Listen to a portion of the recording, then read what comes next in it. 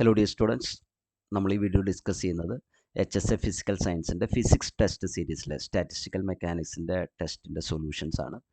വളരെ ഇമ്പോർട്ടൻ്റ് ആയിട്ടുള്ള 26 ക്വസ്റ്റ്യൻസ് ആണ് ഈ ടെസ്റ്റിലുള്ളത്. നമുക്ക് ഓരോന്നിൻ്റെ സൊല്യൂഷൻസ് ഡിസ്കസ് ചെയ്യാം. ഫസ്റ്റ് ക്വസ്റ്റ്യൻ ഇതാണ്: number of micro states corresponding to a macro state. ഇതിനെ എന്താണ് വിളിക്കുക? കുറച്ച് കൺഫ്യൂസിങ് ആയിട്ടുള്ളൊരു ക്വസ്റ്റ്യൻ ആണത്. Number of micro states corresponding to, ഇപ്പോൾ നമ്മളൊരു മൈക്രോ കാനോനിക്കൽ എൻസെമ്പിൾ ആണെങ്കിൽ, മൈക്രോ കാനോനിക്കൽ എൻസെമ്പിൾ എന്ന് പറഞ്ഞാൽ എനർജിയും വോളിയും നമ്പർ ഓഫ് പാർട്ടിക്കിൾസും കോൺസ്റ്റൻ്റ് ആയിട്ടുള്ള ഒരു സിസ്റ്റം, അല്ലെങ്കിൽ ഒരു ഐസൊലേറ്റഡ് സിസ്റ്റത്തിന് കറസ്പോണ്ടിങ് ആയിട്ടുള്ള എൻസെമ്പിളിനെയാണ് നമ്മൾ മൈക്രോ കാനോനിക്കൽ എൻസെമ്പിൾ എന്ന് പറയുക. Isolated system. അപ്പോൾ എനർജി കോൺസ്റ്റൻ്റ് ആയിരിക്കും, വോളിയം കോൺസ്റ്റൻ്റ് ആയിരിക്കും, നമ്പറും മാറാൻ പറ്റില്ല എന്ന് പറഞ്ഞാൽ പാർട്ടിക്കിളിനെ എക്സ്ചേഞ്ച് ചെയ്യാൻ പറ്റില്ല. ഇങ്ങനൊരു സിസ്റ്റത്തിൻ്റെ നമ്മൾ മൈക്രോ സ്റ്റേറ്റുകൾ, number of micro states corresponding to, അപ്പോൾ മാക്രോ സ്റ്റേറ്റ് എന്ന് പറഞ്ഞാൽ ഇതാണ്: energy constant, volume constant, number, ഇതെല്ലാം മൂന്ന് ഫിക്സ്ഡ്, അതാണ് മാക്രോ സ്റ്റേറ്റ്. ആ മാക്രോ സ്റ്റേറ്റിന് കറസ്പോണ്ടിങ് ആയിട്ട് നമുക്ക് കുറേ മൈക്രോ സ്റ്റേറ്റ് സിസ്റ്റത്തിന് ഉണ്ടാകാം. മാക്രോ സ്റ്റേറ്റ് ഇത് വരത്തക്ക വിധം കുറേ മൈക്രോ സ്റ്റേറ്റുകൾ ഉണ്ടാകാം. ആ മൈക്രോ സ്റ്റേറ്റുകളുടെ എല്ലാം തന്നെ കളക്ഷന്, മൈക്രോ സ്റ്റേറ്റുകൾ എന്ന് പറഞ്ഞാൽ ഉദ്ദേശിക്കുന്നത് ഈ ടോട്ടൽ എനർജി അല്ലെങ്കിൽ ടോട്ടൽ വോളിയം, ടോട്ടൽ നമ്പർ ഒന്നും മാറ്റം വരാത്ത രീതിയിൽ ഇൻറ്റേർണലി പാർട്ടിക്കിൾസിൻ്റെ എനർജി അങ്ങോട്ടും ഇങ്ങോട്ടൊക്കെ ഡിസ്ട്രിബ്യൂട്ട് ചെയ്യാൻ പറ്റും, ഇൻ്റർചേഞ്ച് ചെയ്യാൻ പറ്റും. അതിനെയാണ് നമ്മൾ മൈക്രോ സ്റ്റേറ്റ്സ് എന്ന് പറയുക. അപ്പം അങ്ങനെ പോസിബിൾ ആയിട്ടുള്ള മൈക്രോ സ്റ്റേറ്റ്സിൻ്റെ കളക്ഷനെ നമുക്ക് മൾട്ടിപ്ലിസിറ്റി എന്ന് വിളിക്കാം. ഇവിടെ ഇത് ഈ പോസിബിൾ ആയിട്ടുള്ള മൈക്രോ സ്റ്റേറ്റ്സിൻ്റെ കളക്ഷൻ എന്നുള്ളത് എൻസെമ്പിൾ ആണോ എന്നൊരു നമുക്കൊരു സംശയം വരും.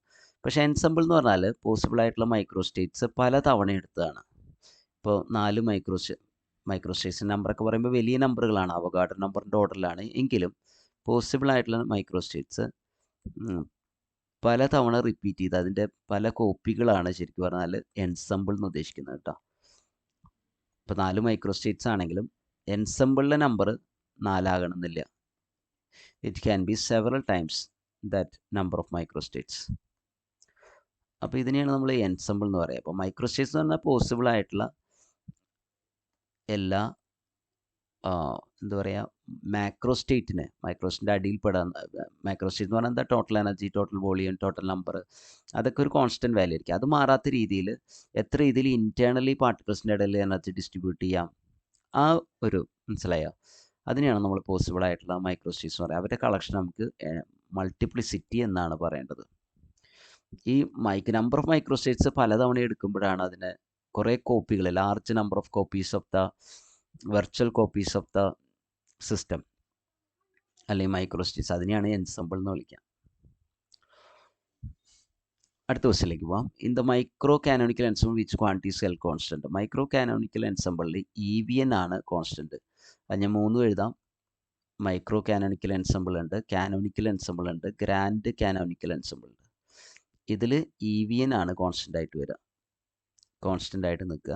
EVN energy, volume, number of particles. ഇവിടെ TVN ആണ് temperature, volume, number of particles. Grand canonical ensemble TV mu ആണ് കോൺസ്റ്റൻ്റ് ആയിട്ടുള്ളത്.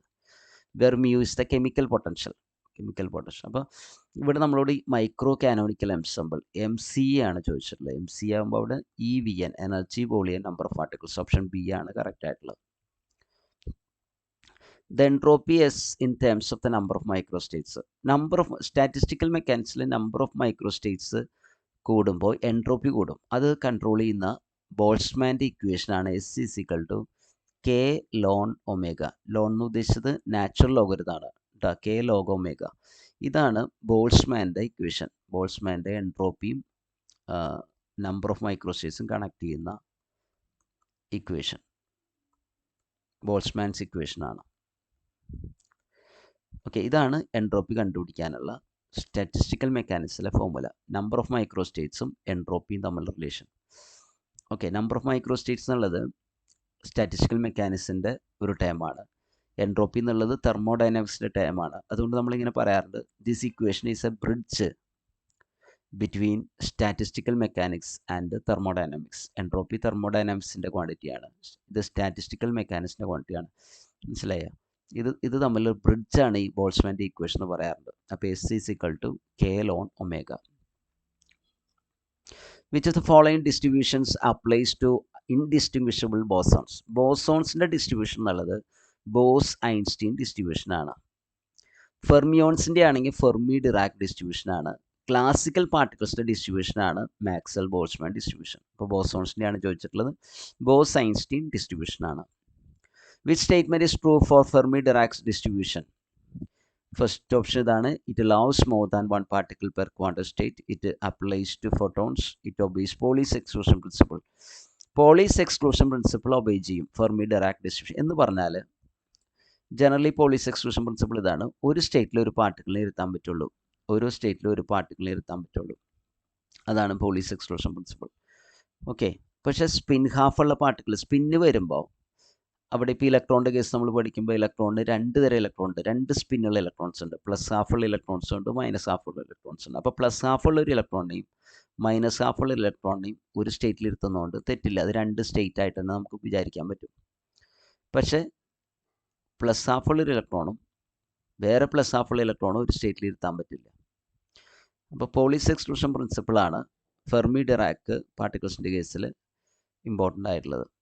മറ്റ് മാക്സ്വെൽ ബോൾട്ട്സ്മാനും ബോസ് ഐൻസ്റ്റീനും ഇത് പോളീസ് എക്സ്ക്ലൂഷൻ പ്രിൻസിപ്പിൾ ബാധകമല്ല. ഓക്കെ, അടുത്ത ക്വസ്റ്റിലേക്ക് പോകാം. At absolute zero of temperature all fermions occupy. ഫെർമിയോണിൻ്റെ ഡിസ്ട്രിബ്യൂഷൻ എങ്ങനെയാണെന്ന് വെച്ചാൽ കുറേ ലെവലുകളുണ്ടെന്നിരിക്കും. അപ്പോൾ ഡിസ്ട്രിബ്യൂഷൻ പോളീസ് എക്സ്ക്ലൂഷൻ പ്രകാരം അവിടെ ഓരോ പാർട്ടിക്കിൾസിനെ ഡിസ്ട്രിബ്യൂട്ട് ചെയ്യാൻ പറ്റും. ജനറലി സ്പിൻ ഹാഫുള്ള പാർട്ടിക്കിളാണെങ്കിൽ രണ്ടെണ്ണം ഡിസ്ട്രിബ്യൂട്ട് ചെയ്യാം. അങ്ങനെ 0 കെൽവിനിൽ അബ്സല്യൂട്ട് സീറോ എന്ന് പറഞ്ഞാൽ 0 കെൽവിൻ, 0 കെൽവിനിൽ ടെമ്പറേച്ചർ 0 കെൽവിൻ ആണെങ്കിൽ ഇവിടം വരെ ഫിൽഡ് ആണെന്നിരിക്കും. ഈ ലെവൽ വരെ ഫിൽഡാണ്. ഗ്രൗണ്ട് സ്റ്റേറ്റ് തൊട്ട് ഈ ലെവൽ വരെ, ഈ എനർജി ലെവൽ വരെ ഫിൽഡാണ്. അങ്ങനെ ഈ എനർജി ലെവലിനെയാണ് നമ്മൾ ഫെർമി ലെവൽ എന്ന് പറയുക. ഫെർമി ലെവൽ 0 കെൽവിനിൽ ഏത് എനർജി ലെവൽ വരെയാണോ ഫുള്ളായിട്ടിരിക്കുന്നത് ആ എനർജി ലെവലിനെയാണ് നമ്മൾ എന്ത് വിളിക്കുക? ഫെർമി ലെവൽ എന്ന് പറയുക. Fermi level. അപ്പോൾ absolute zero of temperature all fermions occupy the highest energy state, random energy levels the same state, the lowest available energy levels up to the Fermi energy. ഇതാണ് correct. Lowest available energy levels up to the Fermi level 0 kelvin. 0 കെൽവിനിൽ കൂടിയ temperature ആണെങ്കിൽ ഇലക്ട്രോൺസിന് Fermi ലെവലിൽ മുകളിലുള്ളതിലേക്ക് ഒക്കുപ്പ് ചെയ്യാൻ പറ്റും. If the temperature is above 0 kelvin. അടുത്ത question, 7th question ആണത്. The classical limit of quantum statistics is obtained when. ഇതിൽ classical limit പറയുന്നത് the average occupancy of each quantum state is much less than 1.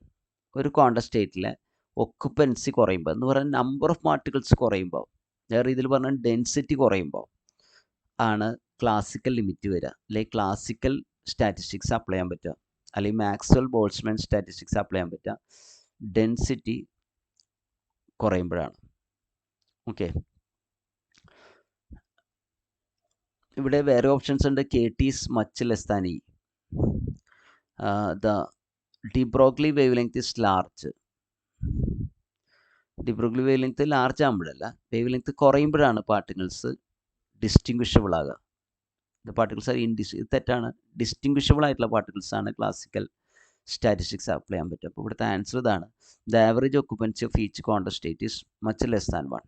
ഒരു quantum സ്റ്റേറ്റിൽ കുറേ particles occupy ചെയ്യുമ്പോൾ, അങ്ങനെ വരുമ്പോൾ അവിടെ ഒരു ക്രൗഡഡ് നേച്ചർ വരുമ്പോൾ, ഡെൻസിറ്റി കൂടുമ്പോൾ പാർട്ടിക്കിൾസ് അടുത്ത് വരും, അവരുടെ വേവ് ഫംഗ്ഷൻസ് ഓവർലാപ്പ് ചെയ്യും. അപ്പോൾ ക്വാണ്ടം സ്റ്റാറ്റിസ്റ്റിക്സിലേക്ക് പോകേണ്ടി വരും.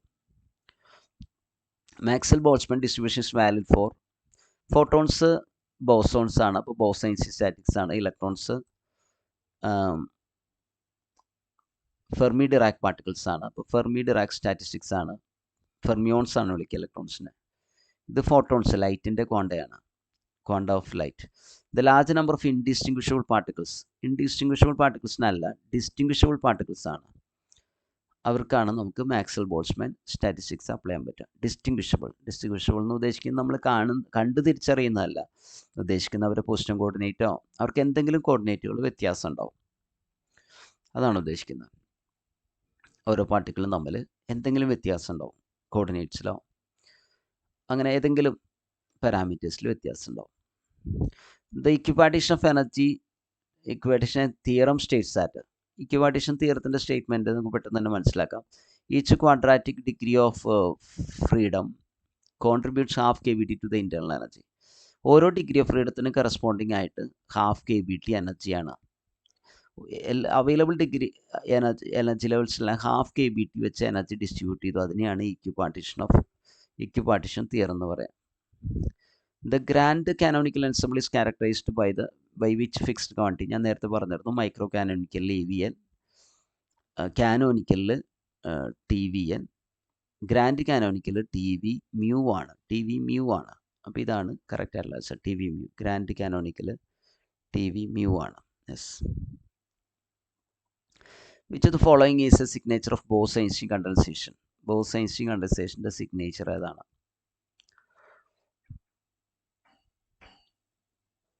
Bose-Einstein condensation. All particles occupy different energy levels അല്ല. A macroscopic number of bosons occupy the ground state. ഇതാണ് ഒരു വലിയ നമ്പർ ബോസോൺസ് ഗ്രൗണ്ട് സ്റ്റേറ്റിലേക്ക് വളരെ ചെറിയ ടെമ്പറേച്ചറിലാണ് സംഭവിക്കുക. ഈ ഹയർ ബോസോൺസിന് അങ്ങനെ റെസ്ട്രിക്ഷൻ ഒന്നുമില്ല. ഒരു സ്റ്റേറ്റിൽ എത്ര പേര് വേണേലും പറ്റും. അതുകൊണ്ട് തന്നെ എന്ത് സംഭവിക്കുന്നതെന്ന് വെച്ചാൽ എത്ര വേണമെങ്കിലും ഒക്കുപ്പൈ ചെയ്യാൻ പറ്റും. അപ്പോൾ ഈ ടെമ്പറേച്ചർ കുറയുമ്പോൾ ഹയർ ലെവലിൽ ഇലക്ട്രോൺസൊക്കെ ലോവർ ലെവലിലേക്ക് വരും.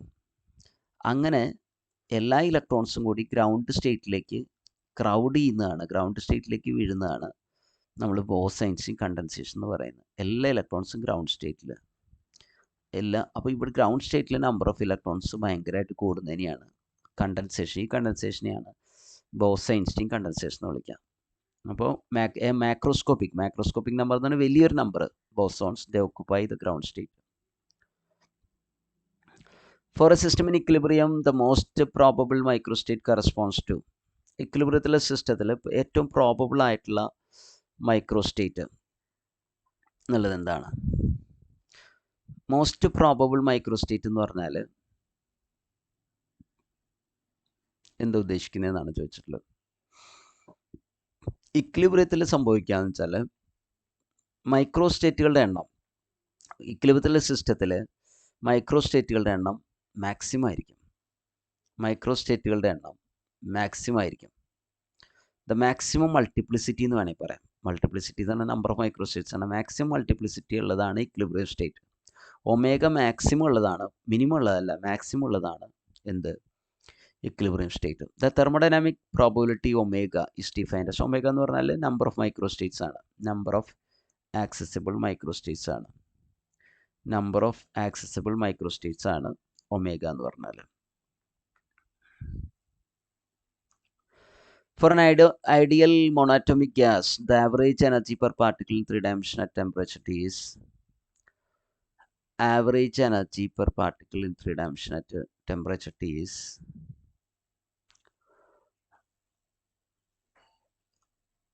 average energy per particle എത്രയാണ്?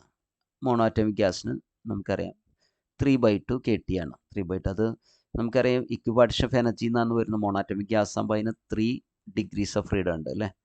3 ഡിഗ്രീസ് ഓഫ് ഫ്രീഡം ഉണ്ട്. 3 അപ്പോൾ 3 × ½ KBT ആണ് ഒരു പാർട്ടിക്കിളിന് വരിക, അല്ലെങ്കിൽ 3 × ½ KT. K എന്നുള്ളത് ബോൾട്ട്സ്മാൻ കോൺസ്റ്റൻ്റ് ആണ്. അപ്പോൾ 3/2 KT ആണ് വരിക. ദ കെമിക്കൽ പൊട്ടൻഷ്യൽ, ബോസോൺസിൻ്റെ കെമിക്കൽ പൊട്ടൻഷ്യൽ ഏതാണെന്നാണ് ചോദിച്ചത്. ബോസോൺസിൻ്റെ കെമിക്കൽ പൊട്ടൻഷ്യൽ 0 വരാം, നെഗറ്റീവും വരാം. 0 വരാം, നെഗറ്റീവും വരാം. ബോസോൺസിന് 0 ഓർ നെഗറ്റീവ്. മാക്സ്വെൽ ബോൾട്ട്സ്മാൻ ആണെങ്കിൽ നെഗറ്റീവാണ് വരുന്നത്. മാക്സ്വെൽ ബോൾട്ട്സ്മാന് ഓൾവേസ് നെഗറ്റീവാണ് വരുന്നത്. ബോസോൺസിന് കെമിക്കൽ പൊട്ടൻഷ്യൽ 0 വരാം, നെഗറ്റീവ് വരാം. കെമിക്കൽ പൊട്ടൻഷ്യൽ പോസിറ്റീവ് വരുന്നത് ഇത് ഫെർമിയോൺസിനാണ്. ഫെർമിയോൺസ്. ഇത് മാക്സ്വെൽ ബോൾട്ട്സ്മാൻ MB അല്ലെങ്കിൽ classical particles.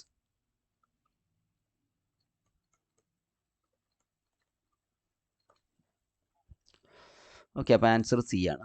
Four a classical monatomic ideal gas the internal energy per mole. ഇവിടെ പെർ മോളാണ് ചോദിച്ചത്, നേരത്തെ പെർ മോളിക്യൂളാണ് ചോദിച്ചത്, ഒരു പാർട്ടിക്കിളിൻ്റെയാണ് ചോദിച്ചത്. ഐഡിയൽ ഗ്യാസിൻ്റെ പെർ മോൾ വരുമ്പോൾ മോണാറ്റോമിക് ആണ്. അപ്പോൾ ഒരു മോളിക്യൂൾ എന്ന് പറഞ്ഞാൽ ഒരു ആറ്റം തന്നെയാണ്, പക്ഷേ ഒരു മോളിന്. അപ്പോൾ നമുക്കറിയാം ഒരു ആറ്റത്തിനാകുമ്പോൾ 3 × ½ KBT നമ്മൾ നേരത്തെ കണ്ടു. ഇത് ഒരാറ്റത്തിൻ്റെ ഇൻറ്റേർണൽ എനർജിയാണ്. മനസ്സിലാവും? ഒരു ആറ്റം അല്ലെങ്കിൽ ഒരു മോളിക്യൂളിൻ്റെ.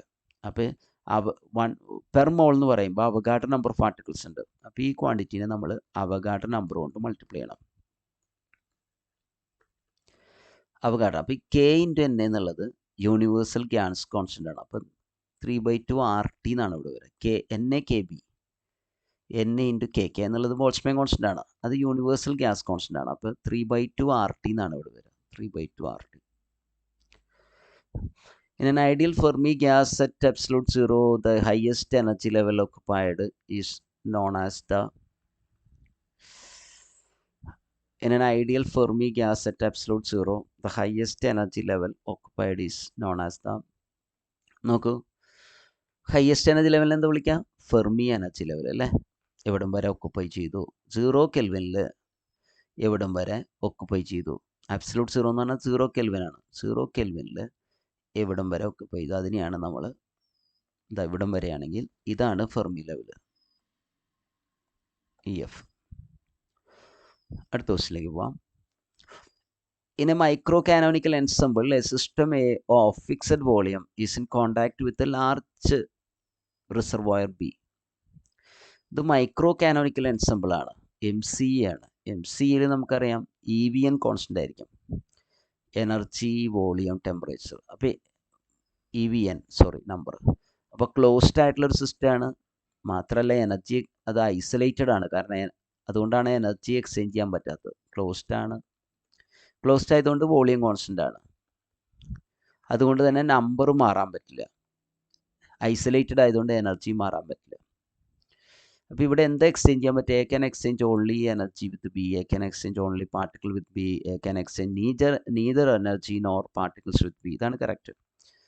എനർജി എക്സ്ചേഞ്ച് ചെയ്യാൻ പറ്റില്ല, പാർട്ടിക്കിൾസ് എക്സ്ചേഞ്ച് ചെയ്യാൻ പറ്റില്ല. അതാണ് ഐസൊലേറ്റഡ് സിസ്റ്റം എന്നുള്ളത്. In A canonical ensemble A system of fixed volume is in contact with a large reservoir. Canonical ആണെങ്കിൽ അവിടെ നമുക്കറിയാം കാനോനിക്കൽ എൻസംബിളിൽ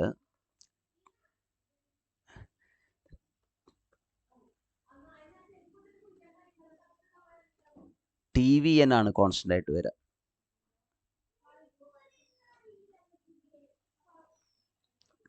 TVN കോൺസ്റ്റൻ്റ്.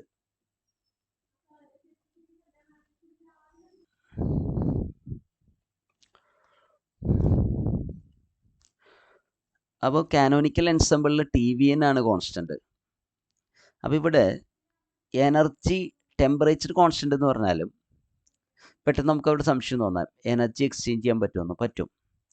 ഇതൊരു ക്ലോസ്ഡ് സിസ്റ്റത്തിന് കറസ്പോണ്ടിങ് ആണ്.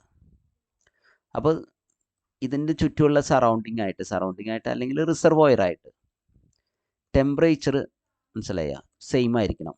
എന്ന് പറഞ്ഞാൽ എനർജി എക്സ്ചേഞ്ച് ചെയ്യും. ഇതിലൊരു പ്രോസസ്സ് നടന്നാൽ അതിൻ്റെ അർത്ഥം എന്താണെന്ന് വെച്ചാൽ എനർജി എക്സ്ചേഞ്ച് ചെയ്യാണ്ട് എങ്ങനെയാണ് ടെമ്പറേച്ചർ കോൺസ്റ്റൻ്റ് ആകുന്നത് നമുക്ക് സംശയം തോന്നാം. എനർജി എക്സ്ചേഞ്ച് ചെയ്യുമ്പോൾ എങ്ങനെയാണ് ടെമ്പറേച്ചർ കോൺസ്റ്റൻ്റ് ആകുന്നത് നമുക്ക് തോന്നാം. കാരണം എനർജി കുറഞ്ഞാൽ ടെമ്പറേച്ചർ കുറയില്ലേ, എനർജി കൂടിയ ടെമ്പറേച്ചർ കുറയും. ഇവിടെ എന്താ സംഭവിക്കുക വെച്ചാൽ ടെമ്പറേച്ചർ ഇങ്ങനെ കോൺസ്റ്റൻ്റ് ആകാൻ കാരണം വെച്ചാൽ എനർജി എക്സ്ചേഞ്ച് ചെയ്യുന്നതാണ്. ഇപ്പോൾ സിസ്റ്റത്തിൽ ഒരു പ്രോസസ്സ് നടന്നു, അത് എക്സോതെർമിക് ആയിട്ടുള്ള പ്രോസസ്സ് ആണെന്നിരിക്കും. എക്സോതെർമിക് പ്രോസസ്സ് എന്ന് പറഞ്ഞാൽ ഹീറ്റ് റിലീസ് ചെയ്തു. അപ്പോൾ അത് സറൗണ്ടിങ്ങിലേക്ക് കൊടുക്കണം, ഈ ലാർജ് റിസർവോയറിലേക്ക് കൊടുക്കണം. ലാർജ് റിസർവോയർ ആയതുകൊണ്ട് അതിൻ്റെ ടെമ്പറേച്ചർ ഒന്നും കൂടില്ല. ഇനി സിസ്റ്റത്തിൽ ഒരു പ്രോസസ്സ് നടന്നു, അത് എൻഡോതെർമിക് ആയിട്ടുള്ളൊരു പ്രോസസ്സ് ആണെങ്കിൽ ഒരു എൻഡോതെർമിക് പ്രോസസ്സ് സിസ്റ്റത്തിൽ നടന്ന എന്താ സംഭവിക്കുക വെച്ചാൽ അവിടെ ഹീറ്റ് അബ്സോർബ് ചെയ്യുമ്പം ടെമ്പറേച്ചർ കുറയുമല്ലോ. അപ്പോൾ എനർജി പുറത്തുനിന്ന് എടുക്കണം. മനസ്സിലായോ? അപ്പോൾ എനർജി എക്സ്ചേഞ്ച് ചെയ്യുന്നതുകൊണ്ടാണ് ടെമ്പറേച്ചർ കോൺസ്റ്റൻ്റ് ആയിട്ട് നിർത്തുന്നത്. നമ്മളൊരു സ്റ്റാറ്റിക് ആയിട്ടുള്ള സിസ്റ്റം അല്ല ഉദ്ദേശിക്കുന്നത്. അല്ല, ഒരു പ്രോസസ്സ് നടക്കുമ്പോഴും കൂടി അത് എന്ത് ചെയ്യണം, ടെമ്പറേച്ചർ കോൺസ്റ്റൻ്റ് ആണ്. ആ അർത്ഥത്തിൽ വേണം ചിന്തിക്കാൻ. അപ്പോൾ എനർജി എക്സ്ചേഞ്ച് ചെയ്യാൻ പറ്റും, പക്ഷെ പാർട്ടിക്കിൾസ് എക്സ്ചേഞ്ച് ചെയ്യാൻ പറ്റില്ല. A can exchange only energy with B. Particles exchange ചെയ്യാൻ പറ്റില്ല.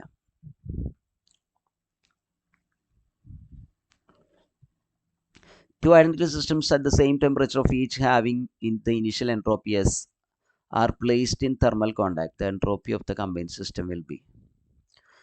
അപ്പോൾ ഒരെണ്ണത്തിന് എൻട്രോപ്പി S ആണ്, മറ്റേതിനും S ആണ്. അപ്പോൾ കമ്പൈൻഡ് സിസ്റ്റം വരുമ്പോൾ 2S വരും. എൻട്രോപ്പി ഒരു എക്സ്റ്റെൻസീവ് ക്വാണ്ടിറ്റിയാണ്. എക്സ്റ്റെൻസീവ് എന്ന് പറഞ്ഞാൽ സിസ്റ്റത്തിൻ്റെ വലിപ്പം കൂടുമ്പോൾ കൂടുന്ന ക്വാണ്ടിറ്റിയാണ്. എക്സ്റ്റെൻസീവ് ആയിട്ടുള്ള വേരിയബിളാണ്. മനസ്സിലായോ? ഇൻറ്റൻസീവ് അല്ല, എക്സ്റ്റെൻസീവ് ആണ്. ഇൻറ്റൻസീവ് എന്ന് പറഞ്ഞാൽ വലിപ്പത്തെ ഡിപ്പെൻഡ് ചെയ്യാത്തതാണ്. എക്സ്റ്റെൻസീവ് എന്ന് പറഞ്ഞാൽ സിസ്റ്റത്തിൻ്റെ വലിപ്പത്തെ ഡിപ്പെൻഡ് ചെയ്യുന്നതാണ്. അപ്പോൾ അത് എൻട്രോപ്പി ആഡ് ചെയ്യാൻ പറ്റും നിങ്ങൾക്ക്. 2s എന്ന് പറയാൻ പറ്റും. The unit of chemical potential joule per mole ആണ്. കെമിക്കൽ പൊട്ടൻഷ്യൽ എന്ന് പറഞ്ഞാൽ പാർട്ടിക്കിൾസിനെ ആഡ് ചെയ്യുമ്പോൾ ചേഞ്ച് ചെയ്യുന്ന എനർജിയാണ്. അപ്പോൾ ജൂൾ പെർ മോളിലാണ് അത് വരിക. ജൂൾ പെർ മോളിൽ നമുക്ക് പറയാൻ പറ്റും. ഓക്കെ, 1 മോൾ പാർട്ടിക്കിളിനെ ആഡ് ചെയ്യുമ്പോൾ ആവശ്യമായിട്ടുള്ള എനർജി എന്ന് വേണമെങ്കിൽ നമുക്ക് സിമ്പിളായിട്ട് പറയാൻ പറ്റും. കെമിക്കൽ പൊട്ടൻഷ്യൽ ജൂൾ പെർ മോളാണ് അതിൻ്റെ unit. In a grand canonical ensemble system, A of fixed volume is in contact with a larger reservoir. Grand canonical എൻസംബിളിൽ എന്താണ് എക്സ്ചേഞ്ച് ചെയ്യാൻ പറ്റുക? ഗ്രാൻഡ് കാനോണിക്കൽ എൻസംബിളിൽ നമ്മൾ പറഞ്ഞു ടി വി മ്യൂ ആണ് കോൺസ്റ്റന്റ്. അവിടെ എനർജി എക്സ്ചേഞ്ച് ചെയ്യാൻ പറ്റും, പാർട്ടിക്കിളിനെ എക്സ്ചേഞ്ച് ചെയ്യാൻ പറ്റും. അതുകൊണ്ടാണ് ഇവിടെ നമ്പർ കോൺസ്റ്റന്റ് അല്ലാത്തത്. എനർജി എക്സ്ചേഞ്ച് ചെയ്യാൻ പറ്റും, പാർട്ടിക്കിൾ എക്സ്ചേഞ്ച് ചെയ്യാൻ പറ്റും. ഈ പാർട്ടിക്കിൾ എക്സ്ചേഞ്ച് ചെയ്യുന്നത് എങ്ങനെയാണെന്ന് വെച്ചാൽ ഈ സിസ്റ്റത്തിൻ്റെ വോൾസ് എന്നുള്ളത് സെമി പെർമിയബിൾ ആയിരിക്കും.